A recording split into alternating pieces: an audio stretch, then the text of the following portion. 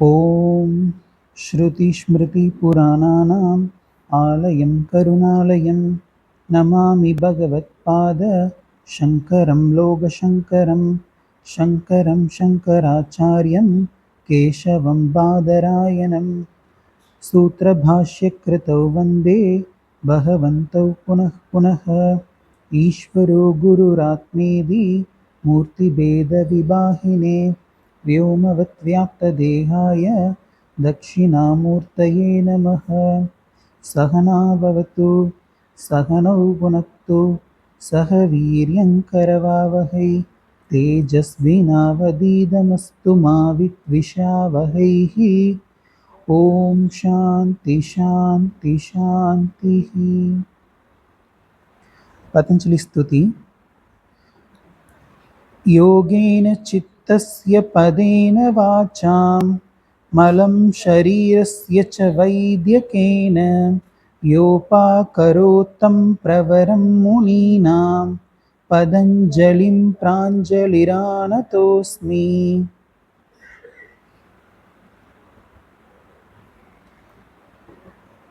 இது வரைக்கும் 13 சூத்திரங்கள் நம்ம பார்த்து முடிச்சிருக்கோம்.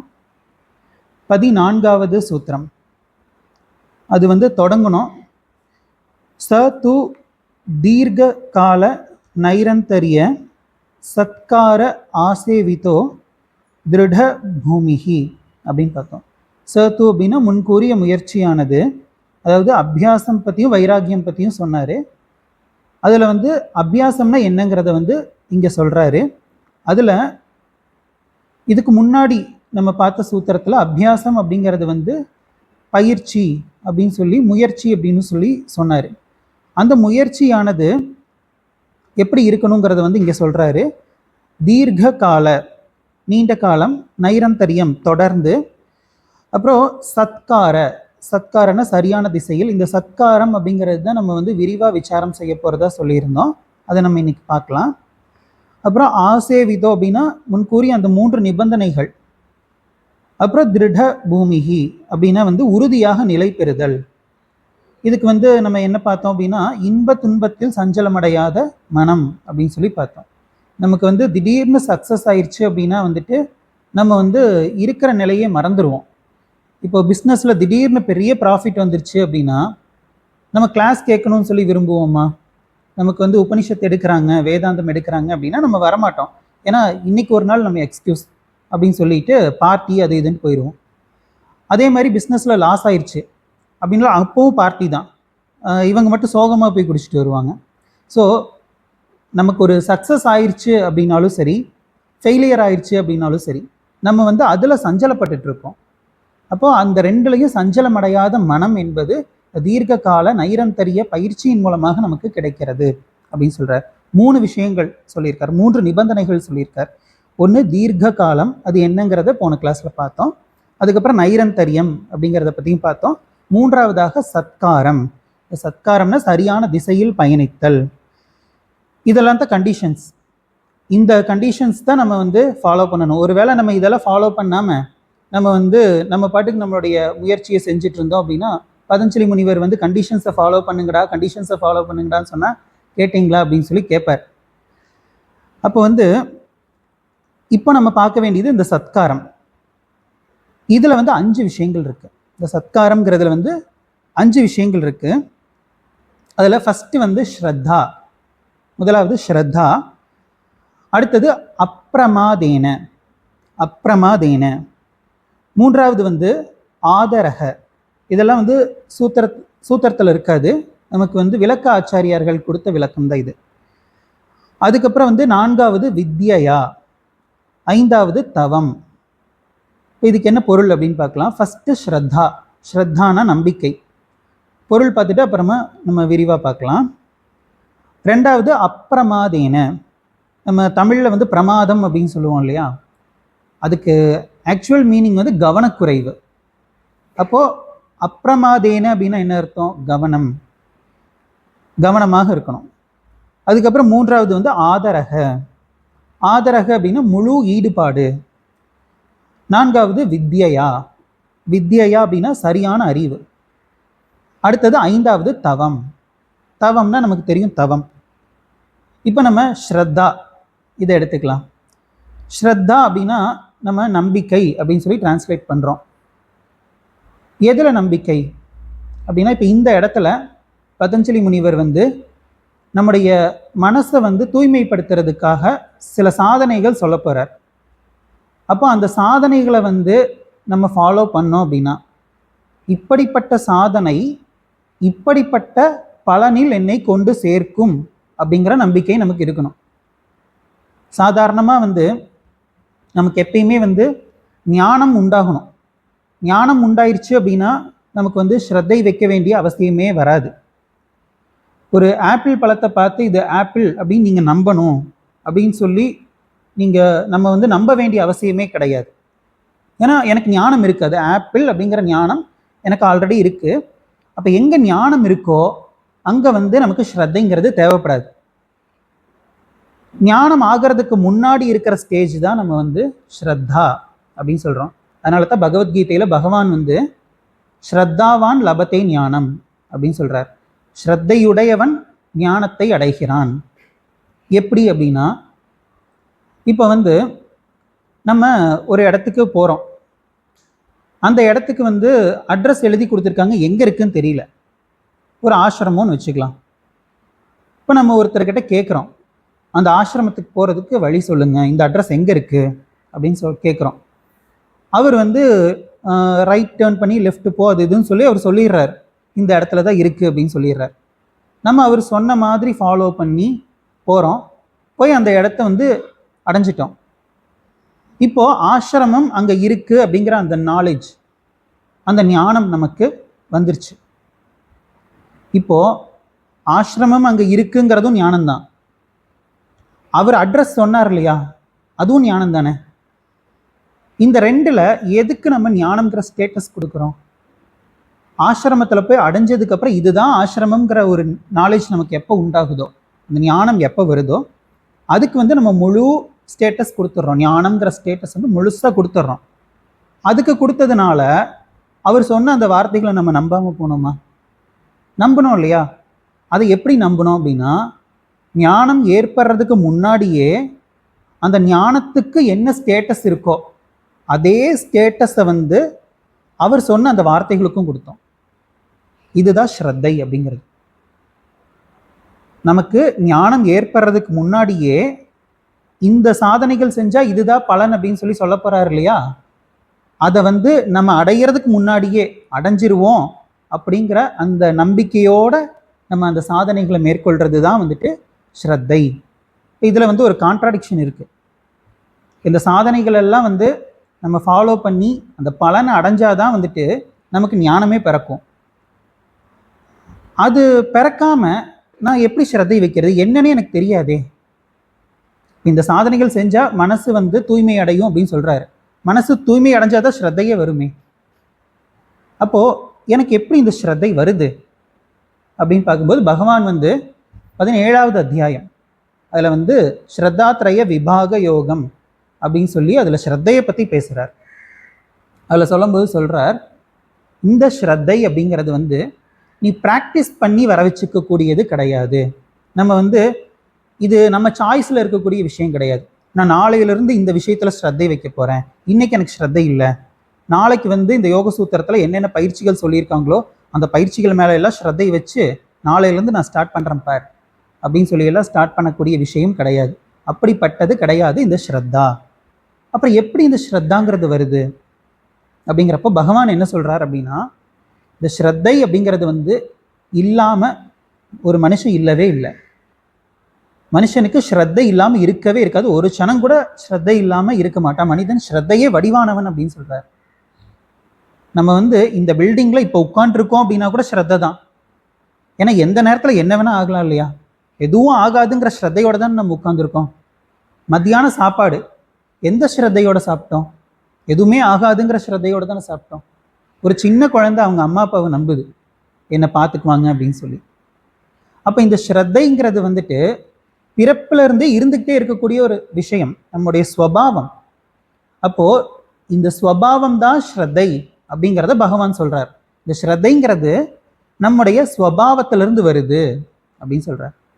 அப்போ ஸ்வபாவம் எதிலிருந்து வருது? இப்படி ஒரு கேள்வி நமக்கு வரும். இந்த ஸ்வபாவம் வந்து நம்முடைய பழக்க வழக்கங்கள்லேருந்து வருது அப்படின்னு சொல்கிறார். அப்போ நம்முடைய பழக்க வழக்கங்கள் வந்து கொஞ்சம் கொஞ்சமாக நம்ம மாற்றிக்கணும். சாத்வீக உணவு இதில் வந்து என்ன சொன்னார்? மனசை வந்து சாத்வீகமாக மாற்ற போகிறது தான் வந்துட்டு சித்த விருத்தி நிரோதம் அப்படின்னு சொல்லி சொன்னார் இல்லையா? நம்ம வந்து மனசை சாத்வீகமாக மாற்றணும் அப்படின்னா கொஞ்சம் கொஞ்சமாக நம்முடைய பழக்க வழக்கங்களை வந்து சாத்வீகமாக மாற்றணும். இதுதான் நம்ம வந்து அந்த முன்னேற்பாடுகள் அப்படின்னு சொல்லி பார்த்தோம். உபாசனைக்கான முன்னேற்பாடுகள் வந்து நம்ம உபாசனை செய்யறதுக்கு ஒரு அரை மணி நேரம் எடுத்துக்கிறோம் அப்படின்னா மீதி 23.5 மணி நேரம் வந்து உபாசனைக்கான முன்னேற்பாடுகள் நம்ம செய்யணும். அப்போ இந்த ஸ்ரத்தை நமக்கு வரணும் அப்படின்னா நம்முடைய பழக்க வழக்கங்கள் அத்தனையும் சாத்வீகமாக நம்ம மாற்றிக்கணும். அதுலேயும் நம்ம ஆல்ரெடி பார்த்தோம் சமத்துவம் அப்படின்னு சொல்லி பகவான் சொல்கிறார் அப்படின்னு சொல்லி. இப்போ வந்து ஆப்பிள் அப்படிங்கிறது ஒரு சாத்வீகமான உணவு தான். இப்போ அது சாத்வீகமான உணவு தானேன்னு சொல்லிட்டு ஒரு 50 ஆப்பிள் சாப்பிட்டு உட்கார்ந்தோம் அப்படின்னா அதுவும் தப்பு. அப்போ சாத்வீகமான உணவாக இருந்தாலுமே அதுலேயும் ஒரு சமத்துவம்ங்கிறது இருக்கணும்.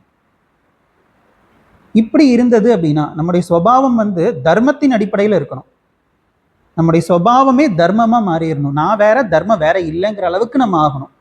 அப்படி ஆனாதான் வந்துட்டு நம்ம சரியான இடத்துல ஸ்ரத்தை வைக்க முடியும். இல்லைனா நம்மளையே அறியாம நம்ம தவறான விஷயங்கள்ல ஸ்ரத்தை வச்சிருவோம். எத்தனையோ பேர் வந்து இப்போ நம்ம கோவிலுக்கு போறோம் அப்படின்னா சாமி கும்பிடும்போது என்னன்னு சொல்லி கும்பிடுவோம்? எனக்கு விவேகத்தை கொடு, வைராக்கியத்தை கொடு அப்படின்னு சொல்லி தான் நம்ம வந்து கேட்போம். இந்த மாதிரியெல்லாம் நம்ம ப்ரேயர் பண்ணியிருப்போம். ஒரு சாதாரண இந்த லௌகீகத்தில் இருக்கக்கூடியவங்க அவங்க என்ன கேட்பாங்க? வீடு வாசல் இந்த மாதிரி தான் கேட்பாங்க. ஏன்னா அவங்களுடைய ஸ்வபாவம் அந்த மாதிரி. நம்முடைய ஸ்வபாவம் மாறி இருக்கு, ஏற்கனவே கொஞ்சம் மாறி இருக்கிறதுனால தான் நம்ம இவ்வளோ தூரம் வந்திருக்கோம். அப்போ மேலும் நம்ம வந்து தர்மப்படி வாழும்போது அந்த தர்மம் நமக்கு உயர்ந்த ஒரு பலனை கொடுக்கும். எப்படின்னா மகாபாரதத்தில் ஒரு சின்ன கதை ஒன்று பார்க்கலாம். பஞ்சபாண்டவர்கள் 5 பேரும் வந்து காட்டில் இருந்தாங்க, அது நமக்கு தெரியும். காட்டில் இருக்கும்போது அங்கே வந்து ஒரு முனிவர் அவர் வந்து யாகம் வளர்க்குறார். இந்த யாகத்துக்கு வந்து நெருப்பு மூட்டணும் அப்படின்னா அதுக்கு வந்து ஒரு குச்சி வச்சுருப்பாங்களாம்மா. அந்த குச்சியை வச்சு தான் வந்துட்டு நெருப்பு மூட்டுவாங்க. ஒரு மான் வந்து அந்த காட்டில் சுற்றிட்டு இருந்திருக்கு. என்ன ஆயிடுச்சு? அது வந்து அந்த யாகசாலையை வந்து கிராஸ் பண்ணி போகிறப்போ அந்த குச்சி வந்து அதோட கொம்பில் மாட்டிடுச்சு, அது ஓடிடுச்சு. இப்போ இதை பார்த்ததுமே இந்த 5 பேரும் வந்துட்டு அந்த மானை எப்படியாச்சும் பிடிச்சிட்டு வந்துடலாம் அப்படின்னு சொல்லிட்டு ஓடுறாங்க. அதை பிடிக்கவே முடியல. எவ்வளவோ தூரம் இவங்க வந்து ட்ரை பண்ணி பார்க்குறாங்க, முயற்சி எல்லாம் வேஸ்ட் ஆயிடுச்சு. என்னடா இது கிடைக்கவே மாட்டேங்குது இந்த மானு அப்படின்னு சொல்லி கடைசியில் டயர்டாயிட்டாங்க. டயர்டாகி ஒரு மரத்துக்கு அடியில் எல்லாரும் வந்துட்டு உட்காந்துருக்குறாங்க. அப்புறம் யாருனாலையும் முடியல, ரொம்ப கஷ்டப்படுறாங்க. அப்புறம் தர்மன் வந்து என்ன சொல்கிறாருன்னா நகுலனை வந்து, நகுலா இங்கே பக்கத்தில் ஏதாச்சும் தண்ணி ஏதாவது இருக்கான்னு பாரு, ரொம்ப தாகமாக இருக்குது அப்படின்னு சொல்லி சொல்கிறார். சரிண்ணா அப்படின்னு சொல்லிட்டு நகுலன் போய் பார்க்கறதுக்கு போகிறான். ஆனால் அந்த சைடு ஒரு தண்ணி இருக்கிற மாதிரி தெரியுது எனக்கு, நான் போய் பார்க்குறேன் அப்படின்னு சொல்லிட்டு போகிறான். தண்ணி எடுக்க போகும்போது ஒரு வாய்ஸு, ஸ்டாப் இட் அப்படின்னு சொல்லி, இது என்னோட கண்ட்ரோலில் இருக்கிற ஏரியா, அந்த தண்ணியிலேருந்து ஒரு சவுண்டு வருது, என்னுடைய கேள்விக்கெல்லாம் நீ பதில் சொன்னதுக்கு அப்புறம் தான் இந்த தண்ணி எடுக்கணும். இப்படி சொன்னதுமே, அட போயா நீ வேற, எனக்கு தாகம் அடிக்குது, நீ கேள்வி கேட்பையாமா, அதுக்கு நான் பதில் சொல்லுவேனாமா, அதுக்கப்புறம் தண்ணி குடிக்கணுமாமா அப்படின்னு சொல்லிட்டு அதெல்லாம் கண்டுக்காம இவன் வந்து தண்ணி குடிச்சிட்டான். குடிச்ச உடனே செத்து போயிட்டான். அதுக்கப்புறம் என்னடா போன தம்பியை காணமே அப்படின்னு சொல்லிட்டு சகாதேவனை வந்து பார்க்க சொல்லி அனுப்புகிறாங்க. அவனும் போய் இதே கதை தான். அதுக்கப்புறம் அர்ஜுனன் அனுப்புகிறாங்க. அர்ஜுனன் வந்து வில்லாதி வில்லனாச்சே. ஆக்சுவலாக வில்லாதி வில்லன்கிறதுக்கு வந்துட்டு இந்த வில் வீரர்களை குறிக்கக்கூடிய வார்த்தையாமா. நம்ம வந்து சினிமாவில் வந்து ஒரு பயங்கரமான வில்லன் அப்படின்னா இவன்லாம் வில்லாதி வில்லன் அப்படின்னு சொல்லிடுறோம். ஆனால் இதுதான் அர்த்தம் சொல்கிறாங்க. சரி, நம்ம அதுக்குள்ளே போக வேண்டாம். இப்போ அர்ஜுனன் வந்து வீரன் அப்படிங்கிறதுனால என்ன பண்ணுவான்? அப்படி சவுண்ட் வந்துச்சுன்னா கேட்டுட்டு சும்மா இருப்பானா? எந்த சைட்லேருந்து சவுண்டு வருதோ அங்கே வந்து அம்பு பாய வைக்கிறான். அப்புறம் என்ன பண்ணாலுமே அவனாலையும் ஜெயிக்க முடியல, கடைசியில் அவனும் செத்து போயிடுறான். அதுக்கப்புறம் பீமன் போகிறான். அர்ஜுனனே வந்துட்டு இப்படி எதிர்த்து பேசுகிறான் அப்படின்னா பீமனும் இதே மாதிரி வாய்ச்சவடால் விட்டு அவனும் செத்து போயிடுறான். என்னடா போன 4 பேரையும் காணோம் அப்படின்னு சொல்லிட்டு தர்மன் வந்து நம்மளே நடைய கட்டலாம் அப்படின்னு சொல்லிட்டு போறாரு. அங்க போனதுமே இவருக்கு டயர்டாயிருச்சு. டயர்டாகி அவரும் மயங்கி விழுந்துட்டார். இப்போ அந்த இடத்துல ஒரு பூதம் ஒன்று வருது. இந்த பூதத்தில் தான் ஒரு ட்விஸ்ட் ஒன்று இருக்கு, நம்ம பார்க்கலாம். இப்போ வந்து 4 பேர் செத்து போயிட்டாங்க, தர்மன் மட்டும் வந்து மயங்கி கிடக்கிறார். இப்போ என்ன நடக்குது அப்படின்னா, கொஞ்ச நேரத்தில் வந்து அவருக்கு எல்லாம் சரியாயிடுச்சு. அப்புறம் எந்திரிக்கிறார் தர்மர், பார்க்குறார், என்னடா 4 பேர் இப்படி கிடக்குறாங்களே அப்படின்னு சொல்லி ஃபஸ்ட்டு தண்ணி குடிக்கலாம் அப்படின்னு சொல்லி போகிறப்போ அந்த அசரீரி சவுண்டு அது வருது. நீ வந்து இந்த தண்ணி எடுத்து குடிக்கணும் அப்படின்னா நான் கேட்குற கேள்விக்கு பதில் சொல்லிட்டா நீ தண்ணி எடுத்து குடிக்கலாம் அப்படின்னு சொல்லி அந்த அசரீரி சப்தம். அப்புறம் இவரும் வந்துட்டு சரி கேளு அப்படிங்கிறார். அப்புறம் அந்த அந்த தண்ணியிலேருந்து அது ஒரு எக்ஷன், அந்த எக்ஷன் வந்து கேள்வி கேட்குறான். அதுக்கு வந்து தர்மன் வந்து பதில் சொல்கிறார். இதை வந்து யக்ஷ பிரஷ்னம் அப்படின்னு சொல்லி ஒரு டெக்ஸ்ட்டு, நல்லா நிறைய இது ஃபேமஸான ஒரு டெக்ஸ்ட் தான்.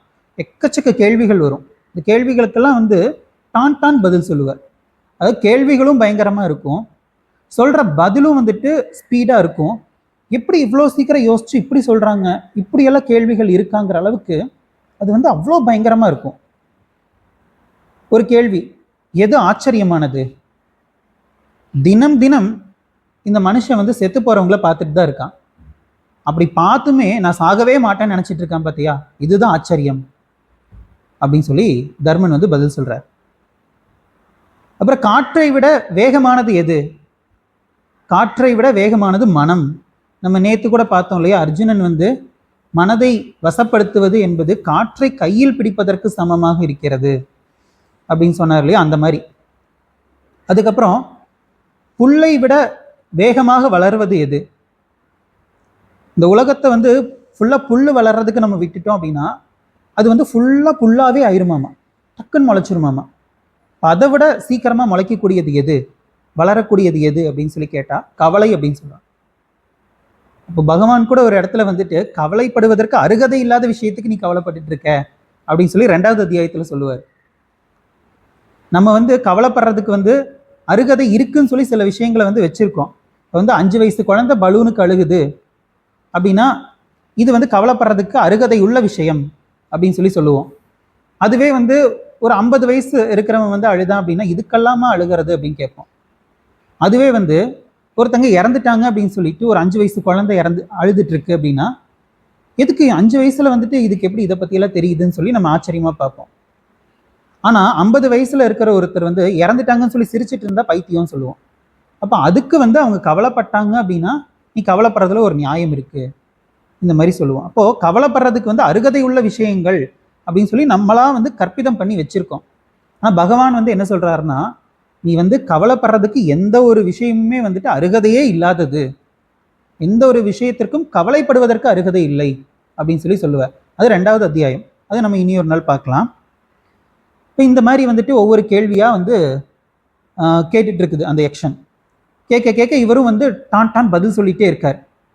அப்புறம் அந்த கேள்வி பதில் செஷன் வந்து முடிஞ்சதுக்கப்புறம் எல்லா கேள்விக்கும் சரியாக பதில் சொல்லிட்டேன், அதனால் வந்துட்டு உனக்கு என்ன ரிவார்டு அப்படின்னா, இந்த 4 பேர் செத்து போயிருக்காங்க இல்லையா, அதில் வந்து ஒருத்தரை வந்து நான் வந்து உயிரோட மீட்டு கொடுக்குறேன், யார் வேணும் சொல்லு அப்படின்னு கேட்குறேன். அதுக்கு தர்மன் வந்து சகாதேவனை மீட்டு கொடுத்துரு அப்படின்னு சொல்லி கேட்குறார்.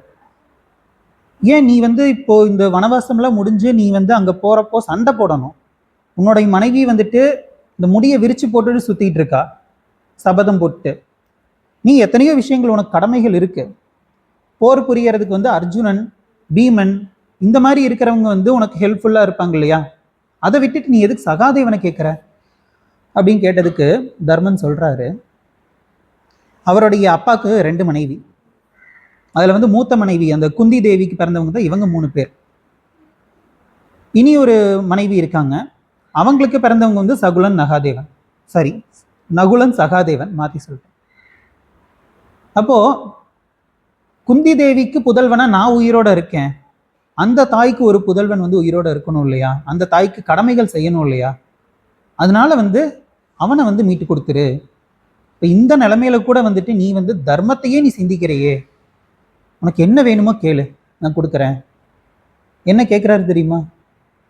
அந்த முனிவர் வந்து யாகம் செய்யறதுக்கு வந்துட்டு தீ மூட்டுறதுக்கு அந்த குச்சியை வந்து மிஸ் பண்ணிட்டார். அது வந்து அந்த மான் கொம்பில் அது சிக்கிருச்சு. அதை வந்து கொஞ்சம் எனக்கு கொடுத்துருங்க, அவர் கொண்டு போய் கொடுத்தா அவர் சந்தோஷப்படுவார். அப்போது அந்த நேரத்தில் கூட வந்து தனக்குன்னு சொல்லி எதுவுமே கேட்காம, நீ இப்படி இருக்கேப்பா, நான் வந்து 4 பேரையும் வந்து உயிரோட மீட்டு கொடுத்துட்றேன் அப்படின்னு சொல்லி மீட்டு கொடுத்துட்றார். இப்போ இதுக்கு பின்னாடி கிருஷ்ணருடைய ஒரு வேலை ஒன்று இருக்குது. என்ன அப்படின்னா, அவர் என்ன பண்ணுறாருன்னா, இந்த துரியோதனன் வந்து ஒரு முனிவரை கூப்பிட்டு ஒரு யாகம் ஒன்று செஞ்சு ஒரு பூதத்தை வந்து அனுப்பி விட்டுறான். அந்த பூதம் வந்து அந்த 5 பேரையும் கொன்றணும். ஆனால் இதில் என்ன பிரச்சனை அப்படின்னா, அந்த 5 பேரும் வந்து உயிரோட இல்லை அப்படின்னா, அந்த பூதத்தை யார் கிளப்பி விட்டாங்களோ அவங்கக்கிட்டையே வந்து இது திரும்ப வந்து அவங்கள கொன்றும். அப்போ இதுதான் கண்டிஷன். இப்போ இங்கே என்ன ஆகுதுன்னா, கிருஷ்ணருக்கு இது தெரிஞ்சிருச்சு. இப்போ துரியோதனன் கிட்ட போய் அவங்ககிட்ட இதெல்லாம் தப்புப்பா அப்படின்னு சொல்லிலாம் பேசிகிட்டு இருக்க முடியாது. ஏன்னா பகவான் ஆல்ரெடி ஒரு இடத்துல வரும். என்னன்னா, பகவானுக்கு வந்து இந்த மகாபாரத போர் நடத்துறது வந்து சுலபமாக இருந்ததா, அல்லது துரியோதனன் மனசில் இருக்கக்கூடிய அந்த பொறாமையை நீக்கிறது அது சுலபமானதா அப்படின்னு சொல்லி கேட்டால், எனக்கு போர் நடத்துறது சுலபமானது அப்படின்னு சொல்ல. அந்த அளவுக்கு நம்மளுடைய குணங்கள் வந்து மாத்துறது பகவானுக்கே கஷ்டமா இருந்திருக்கு. அப்போ அப்படிப்பட்டவன் கிட்டலாம் போய், துரியோதனன் கிட்டலாம் போய் இதெல்லாம் தப்புப்பா, இதெல்லாம் அதர்மம் அப்படின்னு சொல்லி உபதேசம் பண்ணிட்டு இருக்க முடியாது.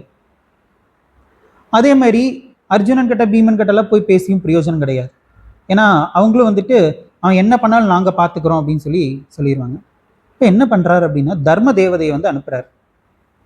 நீ வந்து இவங்களை வந்து ஓட விட்டு, அந்த மானா வந்ததும் தர்ம தேவதை தான், அந்த யக்ஷனா வந்ததும் தர்ம தேவதை தான், நீ போய் இந்த மாதிரி கொஞ்சம் நாடகம் ஆடிட்டு வா அப்படின்னு சொல்லிட்டு அனுப்பி விட்டுறாரு. அப்படி வந்தது தான் அந்த பூதம். கடைசியில் அந்த பூதம் வந்து அந்த முனிவரையே வந்து கொன்றுச்சு. ஸோ இப்போ தர்மன் வந்து கிருஷ்ணர் மேலே எப்படி அன்பு செலுத்தினா, எப்படி பக்தியோட இருந்தான் அப்படின்னு பார்த்தா, நம்ம தர்மனுடைய அந்த கடைசி காலம் பார்க்குறோம். இந்த இமயமலையில் வந்து ஏறி போகிறாங்க. ஏறி போயிட்டு இருக்கும்போது ஒவ்வொருத்தராக கீழே விழுந்துடுறாங்க. திரௌபதி, அர்ஜுனன், நகுலன், சகாதேவன், இப்படி ஒவ்வொருத்தராக கீழே விழுகிறாங்க. இவர் வந்து போயிட்டே இருக்கார். இவர் மட்டும் கடைசியாக தனியாக போவார். அப்புறம் ஒரு நாய் கூட போகும். அப்போ வந்து அப்பவும் அந்த சமயத்துலேயும் வந்து அந்த நாய்க்காக அவர் பேசுவார். வாயில்லா ஜீவன் அப்படின்னு சொல்லி அதுக்காக வந்து அவர் பறிஞ்சு பேசுவார். இப்போ அதுக்கப்புறம் தான் கடைசியாக வந்துட்டு அவர் வந்து பகவானோட ஐக்கியமானார் அப்படின்னு சொல்லி முடியும். இப்போ இது வந்து நமக்கு வந்து மேலோட்டமாக பார்த்தா ஏதோ மலை மேலே ஏறி போனார் அப்படிங்கிற மாதிரி இருக்கும். பட் இது வந்து இன்னர் ஜேர்னி. இதில் வந்து ஒவ்வொரு கேரக்டர்ஸும் பார்த்தோம் அப்படின்னா, இந்த திரௌபதிக்கு வந்து அர்ஜுனன் மேலே வந்து அதீத காதல். அப்போது அந்த அதீத பற்றுங்கிறத வந்து விட்டுட்டார், அது கீழே நொறுங்கிருச்சு. அப்புறம் அர்ஜுனனுக்கு வந்துட்டு தான் வீரன் அப்படிங்கிற அந்த ஒரு எண்ணம் இருந்தது, அதுவும் வந்து கீழே விழுந்துருச்சு. அப்புறம் பீமனுக்கு வந்து தான் வந்து வலிமையானவன் அப்படிங்கிற ஒரு எண்ணம் இருந்தது, அதுவும் நொறுங்கிருச்சு. இதெல்லாம் ஒவ்வொரு மனுஷனுக்குள்ளே இருக்கக்கூடியது தானே. அப்புறம் நகுலனுக்கு வந்துட்டு நான் ரொம்ப அழகாக இருக்கேன், இப்படி ஒவ்வொருத்தங்களுக்கும் ஒவ்வொன்று. இது எல்லாமே நமக்குள்ளே இருக்குது. இப்போ இது ஒவ்வொன்றா நம்மளை விட்டு கீழே விழுக நம்ம வந்து பகவானோட ஐக்கியமாகலாம். இந்த மாதிரி ஒரு தத்துவமானது இதில் வந்து சொல்லப்படுது. இப்போ தர்மன் வந்து ஆரம்பத்தில் பகவானை வந்து பார்க்கும்போது ஒரு ஆலோசகர், ஒரு நண்பர், இப்படி தான் பார்க்குறார். அதுக்கப்புறமா தான் வந்து குருவாக வந்து அவர் வந்து பார்த்து கடைசியில் அந்த பகவானோடையே வந்து அவர் ஐக்கியமாகிறார். நான் வேற, பகவான் வேற இல்லை அப்படிங்கிறத வந்து தெரிஞ்சுக்கிறார். இப்போ இவ்வளோ தூரம் வந்ததுக்கு, பகவான் மேலே இவ்வளோ தூரம் ஸ்ரத்தை வச்சதுக்கு எது காரணமாக இருந்திருக்குன்னா தர்மம். அப்போது இந்த தர்மம் தான் வந்து நமக்கு ஸ்ரத்தையை கொடுக்கும். அந்த தர்மம் வந்து எப்படி நம்ம ஃபாலோ பண்ணுறது அப்படின்னா, நம்முடைய ஒவ்வொரு ஆக்டிவிட்டீஸும் வந்து சாத்வீகமாக மாற்றணும். சாத்வீக உணவு, ஸ்ரத்தையிலையும் சாத்வீகம், ராஜசம், தாமசம் இந்த மாதிரியெல்லாம் இருக்குது. ஸோ நம்மளுடைய பழக்க வழக்கங்கள் நம்ம ஏற்கனவே பார்த்தா அந்த முன்னேற்பாடுகள் அதை வந்து நம்ம சரியாக செய்யணும். ஸோ ஸ்ரத்தா இதுதான். அடுத்தது வந்து அப்ரமாதேன. இதுக்கு வந்து ஆல்ரெடி நம்ம பொருள் பார்த்தோம். பிரமாதம் அப்படின்னா வந்துட்டு கவனமின்மை அப்படின்னு பார்த்தோம். அப்பிரமாதேன அப்படின்னா வந்துட்டு கவனத்தோட இருக்கிறது. எதுல கவனமா இருக்குமோ இல்லையோ, இது மாதிரியான பயிற்சிகள் அப்படின்னு சொல்லி வரும்போது அதுல வந்து நம்ம கவனமா இருக்கணும். இப்போ குங்ஃபு, கராத்தே இது மாதிரி பயிற்சியிலையும் நம்ம எவ்வளோ கவனமா இருக்கோம். இப்போ பதஞ்சலி முனிவர் சொல்ல போற சாதனைகள் அதுல வந்து பிராணாயாமம் இது மாதிரியான பயிற்சிகள் எல்லாம் வரும். இப்போ அதுல வந்து அவர் சொல்லக்கூடிய விஷயங்கள் வந்து இன்னைக்கு நமக்கு சொல்லி கொடுக்குறாங்க இல்லையா, அந்த மாதிரி எல்லாம் வந்துட்டு அவர் சொல்லலை. யாரு? பதஞ்சலி முனிவர் வந்து இன்னைக்கு நமக்கு பிராணாயாமங்கிற பேர்ல என்னென்னலாம் சொல்லி கொடுக்குறாங்களோ அத்தனையும் அவர் சொல்லி கொடுக்கல. இன்னைக்கு டீச்சர்ஸ் நிறைய பேர் வந்துட்டாங்க. அவருடைய காலத்துக்கு பின்னாடி வந்த நிறைய ஆச்சாரியார்கள் வந்து அவங்க வந்து ஃபர்தராக அதை இம்ப்ரூவ் பண்ணி கொண்டு போயிருக்காங்க. இப்போ இதை வந்து நம்ம சும்மா மேலோட்டமாக பார்த்து நானும் வந்து பிராணாயாமம் பண்ண போகிறேன் அப்படின்னு சொல்லிட்டு மூச்சை விடுறது, மூச்சை இழுக்கிறது, இந்த மாதிரி வந்து நம்மளா பண்ணிட்டு இருந்தோம்னா கடைசியில் மொத்தமாக மூச்சு விட்டு போயிடும். ஏன்னா வந்து இந்த பிராணாயாமம்ங்கிறது வந்துட்டு நம்ம தப்பாக பண்ணோம் அப்படின்னா அது பேராபத்து. அது வந்து சரியாக பண்ணணும். இந்த பிராணாயாமம் பற்றி ரமண மகரிஷி வந்து பிராண ஈக்ஷணம் அப்படின்னு சொல்லி ஏதோ ஒரு மெத்தட் சொல்கிறார். அது கூட வந்து 10 நிமிஷம் தான் பண்ணணும் அப்படின்னு சொல்கிறாங்க. நம்ம பாட்டத்துக்கு இஷ்டத்துக்கு வந்து ரொம்ப நேரம் பண்ணக்கூடாது.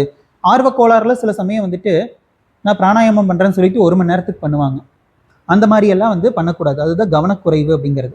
சின்ன சின்ன விஷயங்களில் வந்து நம்ம வந்து கவனம் இல்லாமல் கடைசியில் வந்து அது ஒரு பெரிய ஒரு பின்விளைவை நமக்கு ஏற்படுத்திடும். அதே மாதிரி வந்து ஆசனங்கள் நம்ம ஏற்கனவே வந்து ஸ்டார்டிங்கில் சொல்லியிருந்தோம். ஆசனம் பற்றியெல்லாம் வந்துட்டு பதஞ்சலி முனிவர் ஒரே ஒரு இடத்துல தான் சொல்கிறார். ஆனால் இன்னைக்கு வந்து விதவிதமான ஆசனங்கள் இருக்கு. சிரசாசனம் எல்லாம் வந்துட்டு அந்த பயிற்சி செய்யறதுக்கு முன்னாடி நம்ம வந்து சில ஆசனங்கள் செய்யணுமாமா, அது செஞ்சு முடிச்சதுக்கப்புறம் சில ஆசனங்கள் செய்யணுமாமா, அது செய்யும் போது இப்படிதான் செய்யணும் அப்படிங்கிறதெல்லாம் இருக்கு. அப்போ அதெல்லாம் நம்ம பார்க்காம சும்மா நம்ம பாட்டுக்கு வந்துட்டு சிரசாசனம் செஞ்சுட்டு இருந்தோம் அப்படின்னா அது வந்து உயிருக்கே ஆபத்து அப்படின்னு சொல்லப்படுது. ஸோ இதெல்லாம் வந்துட்டு முறைப்படி டீச்சர்ஸ் கிட்ட வந்து நம்ம கேட்டு தான் பண்ணணும். ஏன்னா இப்போ கவனக்குறைவு அப்படின்னு எடுத்துக்கிட்டோன்னா நம்ம உபனிஷத் படிக்கும்போது நச்சிகேதனுடைய ஸ்டோரியில் அவருடைய அப்பா, நச்சிகேதனுடைய அப்பா வந்து கவனக்குறைவாக வந்துட்டு உன்னை யமதர்மனுக்கு கொடுக்க போகிறேன் அப்படின்னு சொல்லி சொன்னார். கடைசியில் வந்து அவர் வந்து யமலோகத்துக்கே போயிட்டார். அந்த மாதிரி இந்த காலத்தில் ஆனால் என்ன பண்ணுறது இல்லையா?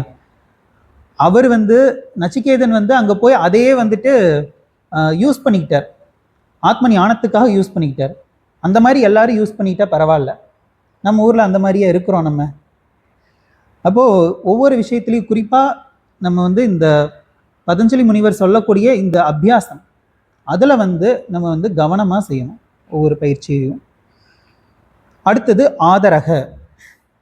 ஆதரக அப்படின்னா வந்துட்டு முழு ஈடுபாடு. அதாவது சில விஷயங்கள் வந்து நமக்கு நன்மையை கொடுக்கும்.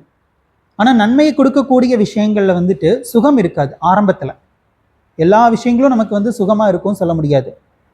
நன்மையை தரக்கூடிய எல்லா விஷயங்களும் சுகமாக இருக்கும்னு சொல்ல முடியாது. காய்கறி சாப்பிட்றது வந்து சுகமாக இல்லை. ஆனால் வந்து ஜங்க் ஃபுட்ஸு அது சாப்பிட்றது சுகமாக இருக்குது. ஆனால் ரெண்டில் எது நன்மையை கொடுக்கும் அப்படின்னா காய்கறி தான் நன்மையை கொடுக்கும். அது நமக்கு தெரியும், நாலேஜ் இருக்குது, ஆனால் வந்து செயல்படுத்த முடியல. அப்போ வந்து எது நமக்கு நன்மையை தருகிறதோ அதில் வந்து ஒரு சுகத்தை உருவாக்கி நம்ம பழகிக்கணும். செய்யக்கூடிய காரியங்களை வந்து தலையில் அடிச்சுட்டு செய்கிறது அந்த மாதிரி இல்லாமல் நம்ம சாப்பிட்ற காய்கறி இதுலையே வந்துட்டு பாவக்காய் பிடிக்கலையா, நம்ம வந்து அதுலேயே ஒரு சுகம் இருக்கிறத வந்து நம்ம வந்து அறியணும். அதுலேயே ஒரு சுகத்தை நம்மளே உண்டாக்கிக்கணும். இந்த முழு ஈடுபாடுன்னு சொல்லும்போது நம்ம வந்து இப்போ ஸ்டூடெண்ட்ஸ் எல்லாம் இருக்காங்க, படிக்கிறது வந்து தலை எழுத்துன்னு படிக்கிறவங்க தான் நிறைய பேர் இருக்காங்க. அப்போது அவங்களுக்கு என்ன புரிய வைக்க வேண்டியது இருக்குன்னா, நாலேஜில் வந்து உனக்கு சந்தோஷம் இருக்குது அப்படிங்கிறத நம்ம புரிய வைக்கணும். ஏன்னா அவங்களுக்கு வந்து படிக்கிறது கஷ்டமாக இருக்குது. கஷ்டமாக இருக்கிறதுனால தான் படிக்க மாட்டேன் அப்படின்னு சொல்கிறாங்க. நிறைய பேர் நம்ம அந்த மாதிரி பார்க்குறோம். அப்போ அவங்களுக்கு வந்து இல்லை, நீ அடைகிற நாலேஜில் சந்தோஷம் இருக்குது. ஏன்னா மனிதர்களுடைய இலக்கே வந்துட்டு என்னது? சந்தோஷம். எல்லா ஜீவராசிகளும் தன்னுடைய வாழ்க்கையில் வந்து சுகமாக இருக்கணும் அப்படின்னு சொல்லி சுகத்தை தான் நாடுது. அப்போது நீ அறியக்கூடிய விஷயங்கள், அறிவு, அதுலேயும் ஆனந்தம் இருக்கிறது அப்படிங்கிறத நம்ம புரிய வைக்கணும். இதுதான் வந்து ஆதரக அப்படின்னு சொல்கிறோம். நம்ம இதோட வந்து இந்த பகுதியை நிறைவு செய்யலாம்.